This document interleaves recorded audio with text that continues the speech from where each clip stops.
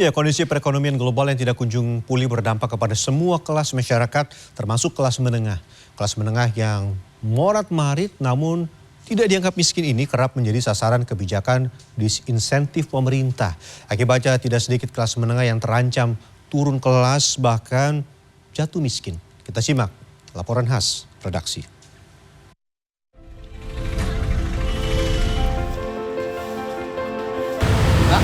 Makasih Bang. Ya, Mbak. Kehidupan kelas menengah di Indonesia kian sulit. Bagi yang menyandang status pekerja formal, gaji bulanan habis hanya untuk membeli makanan. Hal ini membuat turunnya kelas menengah menjadi kelas menengah ke bawah.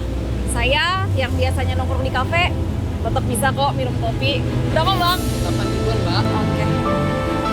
Makasih ya Bang. Sama Mbak. Survei Konsumen Bank Indonesia pada Juni lalu menyebut indeks keyakinan konsumen menurun bila dibandingkan Mei 2024. Keyakinan konsumen menurun terhadap ketersediaan lapangan kerja dan pembelian barang tahan lama. Adapun keyakinan konsumen mengenai penghasilannya pada Juni naik tipis bila dibandingkan Mei 2024. Ya, merasakan pertama biaya kebutuhan kayak sekolah anak itu bertambah. Terus biaya kebutuhan keluarga per hari-hari kayak sandang pangan itu juga butuh. Maksudnya kenaikannya lumayan gitu. Sedangkan dari sisi pendapatan itu nggak terlalu berubah signifikan. Kalau saya sih udah banyak mengerem istilahnya begitu. Kalau kita sekali jajan sama keluarga di mall itu bisa menghabiskan 500 sampai 1 juta loh berempat kan gitu. Gitu intinya ya dikurangi kan, bisa ke pasar malam atau... Udah nggak pernah nongkrong, udah jarang sih, paling sebulan 1-2 kali, biasanya tiap minggu. Terus untuk skincare biasanya beli yang agak pricey, sekarang yang lebih low budget, iya.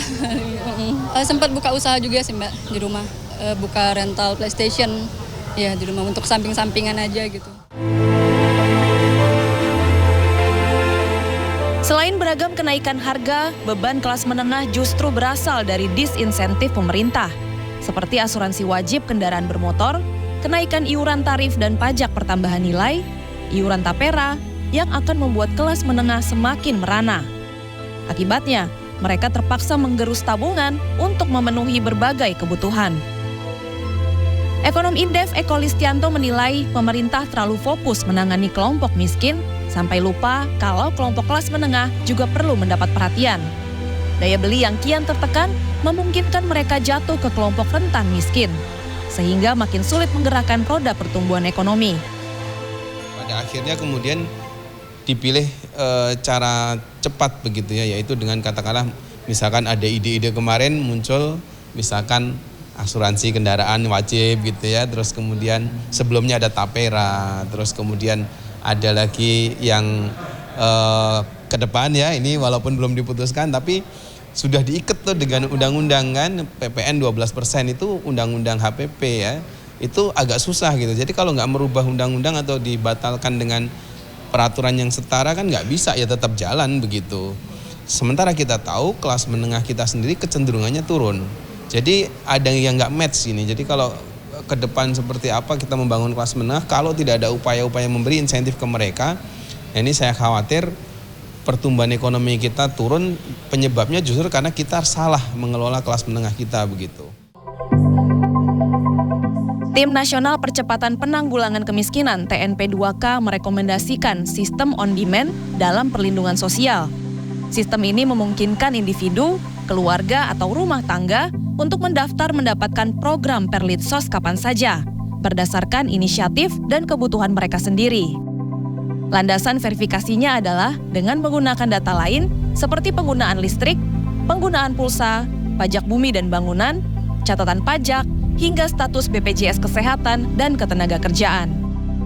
Karena kita menunggu kebiauan dilakukan seluruh Indonesia untuk melakukan. Padahal Indonesia itu kerentanan sangat tinggi. Ada yang masuk miskin seperti air yang masih miskin dan keluar. Sehingga harusnya dibikin apa yang dilakukan oleh di banyak negara. On demand system. Di mana apa itu on demand system? Setiap orang bisa mendaftar kapan saja untuk bisa dimasukkan dalam sistem perlindungan sosial. Sehingga bisa dinamis. Ekonom Indef Eko Listianto menambahkan yang bisa dilakukan oleh masyarakat kelas menengah untuk bertahan pada masa sulit adalah mengamankan pengeluaran prioritas, yakni kebutuhan dasar seperti makanan, tempat tinggal, transportasi, dan kesehatan. Desy Aritonang, Riki Maulana, Jakarta.